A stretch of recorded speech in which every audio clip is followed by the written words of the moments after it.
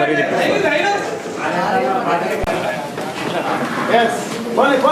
ఒకళ్ళు బాగా నవ్వేవాళ్ళు ఒకళ్ళు క్యాచ్ చేసేస్తారు. నవ్వుతుండాలా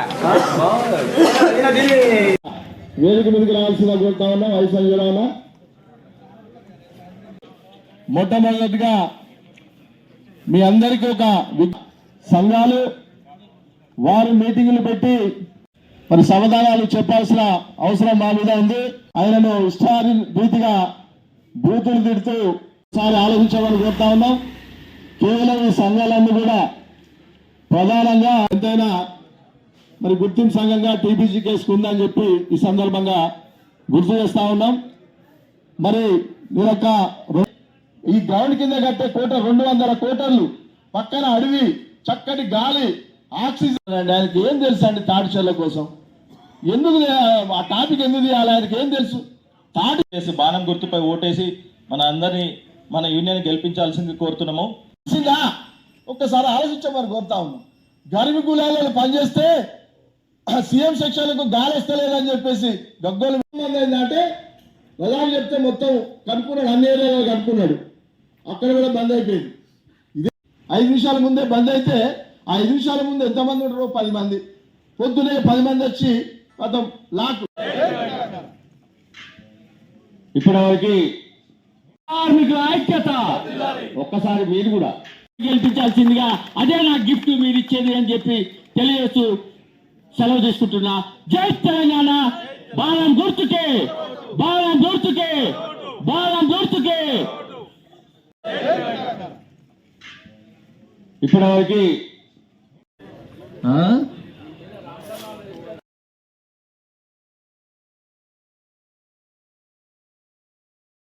ఇవాళ మరి మరొకసారి ఎన్నికల్లో గెలిచి కార్మిక హక్కుల్ని కాలరాష్ట్రానికి సిద్ధంగా ఉన్నాయి జాతీయ సంఘాలు అని కార్మికులు గుర్తుపెట్టుకోవాలని చెప్పి ఈ సందర్భంగా నేను తెలియజేస్తున్నాను. ఎందుకంటే వాళ్ళని ఒక్కొక్కటి చెప్తా నేను. వాళ్ళు చేసినటువంటి తప్పులు ఏ రకంగా ఉన్నాయి, మన కార్మిక వర్గానికి ఏ రకంగా తీరని నష్టాయం చేకూరింది. ఉదాహరణకి తీసుకుంటే ఇవాళ ఈ కోల్ ఇండియాలో మరి డిపెండెంట్ ఎంప్లాయ్మెంట్ ఉందా? డిపెండెంట్ ఎంప్లాయ్మెంట్ ఉందా? లేదు. చనిపోతేనే ఆ యొక్క కార్మిక కుటుంబానికి ఉద్యోగం. డిపెండెంట్ ఎంప్లాయ్మెంట్ నువ్వు తీసుకురాలేనోడివి, ఇక్కడికి వచ్చి డిపెండెంట్ ఎంప్లాయ్మెంట్ని పోగొట్టినోడివి. మన డిపెండెంట్ ఎంప్లాయ్మెంట్ 1981 నుండి మొదలై 1998 వరకు నిరాటంగా సాగినటువంటి డిపెండెంట్ ఎంప్లాయ్మెంట్ని ఆ రోజు నువ్వు తెలుగుదేశం ప్రభుత్వంలో ఉన్నటువంటి చంద్రబాబు నాయుడు వద్ద తాకట్టు పెట్టింది నిజం కాదా? ఉద్యోగాలు ఏదో BAFRలోకి పోయిందని, ఇది నష్టాల్లో ఉన్నదని ఈ ఉద్యోగాల్ని అక్కడ తాకట్టు పెట్టి నువ్వు కొత్త బాయిలు వస్తే మీకు ఉద్యోగాలు కల్పిస్తామని కల్లిబొల్లి మాటలు చెప్పి అగ్రిమెంట్ చేసుకొని 5 జాతీయ సంఘాలు సంతకాలు పెట్టిన కాగితం లేదా? తీసుకొస్తుంది రేపు. నిన్న నాకు దొరకలే, అది రేపు తీసుకొచ్చి మీ ముందు పెడతా. అది వాస్తవం కాదా? అది నిజం కాదా? ఈ జాతీయ సంఘాలు తాకట్టు పెట్టి ఉద్యోగాల్ని తాకట్టు పెట్టి వచ్చింది నిజం కాదా? చెప్పనండి వాళ్ళని. మరి దాన్ని ఏ రకంగా మనం సాధించుకున్నాం? మన తెలంగాణ సిద్ధించిన తర్వాత 2001లో ప్రారంభమైనటువంటి ఉద్యమం 14 సంవత్సరాలు అహర్నిశలు కొట్లాడి ప్రాణ త్యాగాలతోటి, విద్యార్థుల అమరులతోటి, బలిదానాలతోటి సాధించుకున్నటువంటి ఈ తెలంగాణ, ఈ సింగరేణి కార్మికులు క్షేమంగా ఉండాలని చెప్పి ఆశించినటువంటి కేసీఆర్ వారికి అందించవలసినటువంటి హక్కుల్ని అన్ని అందించాలనే సదుద్దేశంతో ఇవాళ గవర్నమెంట్ వచ్చిన తర్వాత మరి 2018లో మన నాయకత్వం, మన గౌరవ అధ్యక్షురాలు కవితక్క, మన వెంకట్రావు గారు, మన అధ్యక్షులు ప్రధాన కార్యదర్శి రాజిరెడ్డి గారు, వర్కింగ్ ప్రెసిడెంట్ మల్లయ్య గారి నేతృత్వంలో ఈ తెలంగాణ బొగ్గని కార్మిక సంఘం ఇవాళ కార్మికులకు ఎన్ని హక్కులు సాధించి పెట్టింది ఒక్కసారి మనం మననం చేసుకోవాలి. మరి ఈ డిపెండెంట్ ఉద్యోగాలు కేసీఆర్ గారు ప్రకటిస్తే దాన్ని చెడగొట్టడానికి ఇవాళ జాతీయ సంఘాలు ఏ రకంగా ప్రయత్నించాయో మీకు తెలియదా? వాళ్ళకి తెలియదా?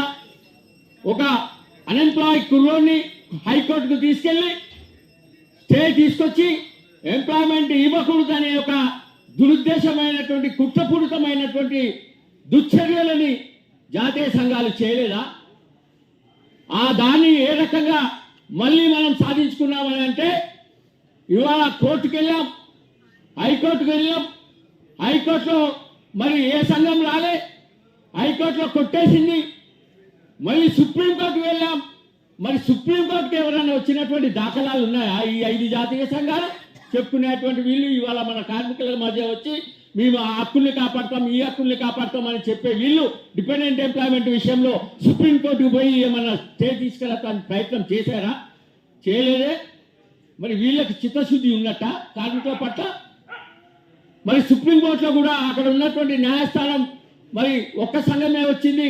మరి ఇన్ని వేల మంది కార్మికులు చేస్తున్నటువంటి నేపథ్యంలో ఇవాళ మరి మీ ఒక్క సంఘమే వచ్చిందని అక్కడ పైన కొట్టివేసినప్పుడు మనం ఎంత నైరాశ్యానికి గురయ్యాము. సింగరేణి కార్మికులు, డిపెండెంట్ ఎంప్లాయ్మెంట్ ఉద్యోగాలు కేసీఆర్ ప్రకటించిన తర్వాత వేల కొద్ది దరఖాస్తులు ఇవాళ బాయల మీద పెట్టుకున్నటువంటి సందర్భాలు మనలో కూడా ఉన్నారు కదా, మన కార్మిక వర్గం కూడా ఉన్నారు కదా.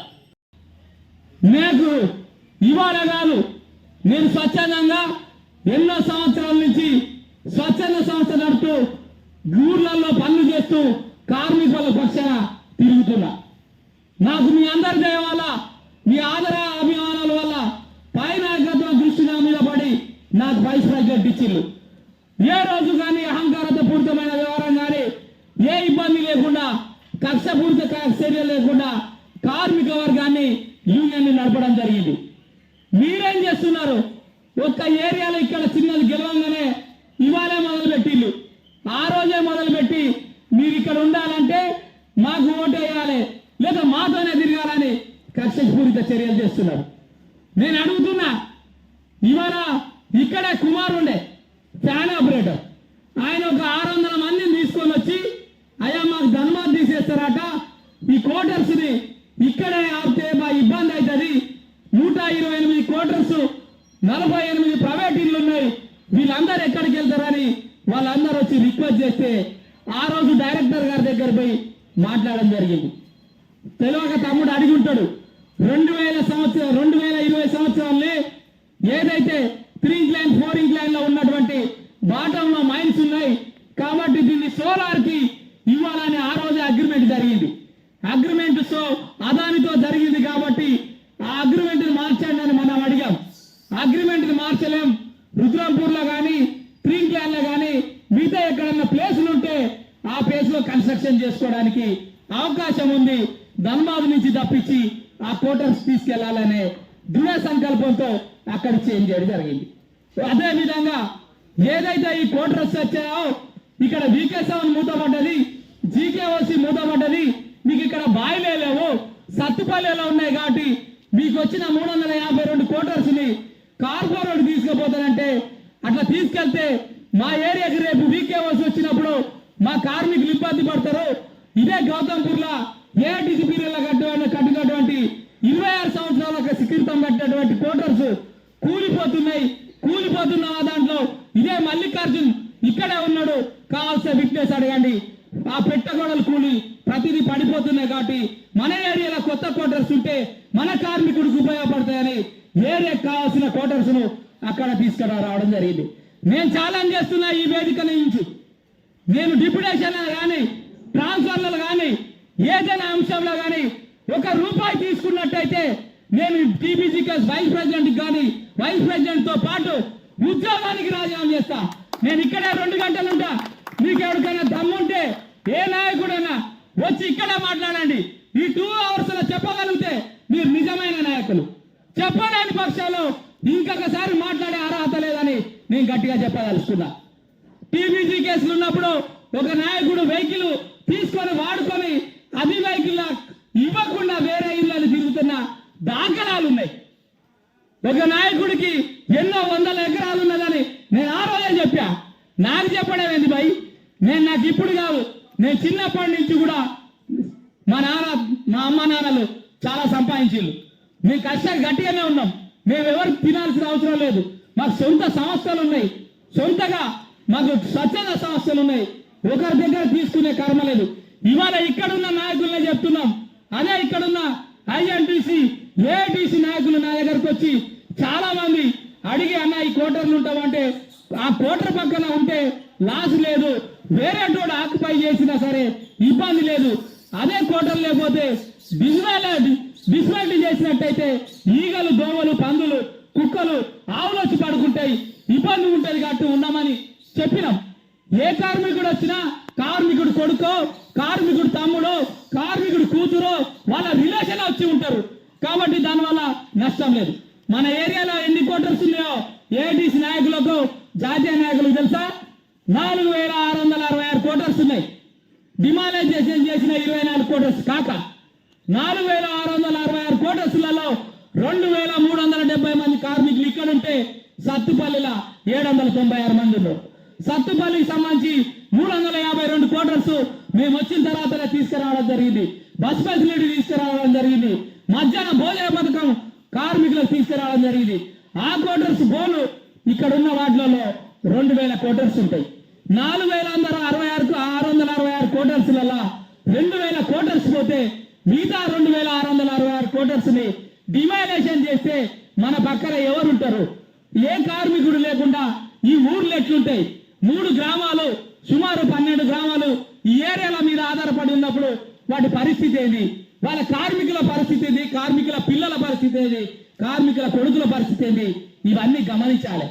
ఏదో ఒకటి టార్గెట్ చేస్తే ఇబ్బంది పడతారేమో అనుకుంటాడు. నేను బచ్పన్ నుంచి ఇదే ఫీల్డ్ ఉన్నా, ఎవరికి భయపడేది లేదు, బాధపడేది లేదు, ఇబ్బంది పడేది లేదు.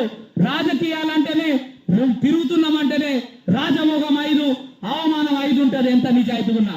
అయినా సరే నేను ఛాలెంజ్ చేస్తున్నా, మీకు దమ్ము ధైర్యం ఏదన్నా ఉంటే ఇక్కడ ఉన్న కార్మిక నాయకులు అందరితో పనిచేసా, ఐఎన్టీసీ శంకర్ అన్న కావచ్చు, రామచంద్ర అన్న కావచ్చు, ఇక్కడ ఉన్న మిత్రులు కృష్ణ కుమార్ కావచ్చు, ప్రతి ఒక్కరితో పనిచేసా, ఎంతో మందితో చేశా, శంకర్ అన్నతో కావచ్చు.